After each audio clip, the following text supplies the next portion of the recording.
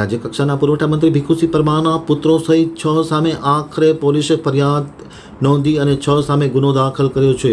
યુવકને ઢોર માર માર્યાનો વિડીયો વાયરલ થયા બાદ સમગ્ર રાજ્યમાં પડઘા પડ્યા હતા અને ગઈકાલમાં વિધાનસભામાં પણ પ્રશ્ન ઉઠ્યો હતો. આખરે પોલીસે ગુનો દાખલ કરી ધોરણસરની તપાસ કરી.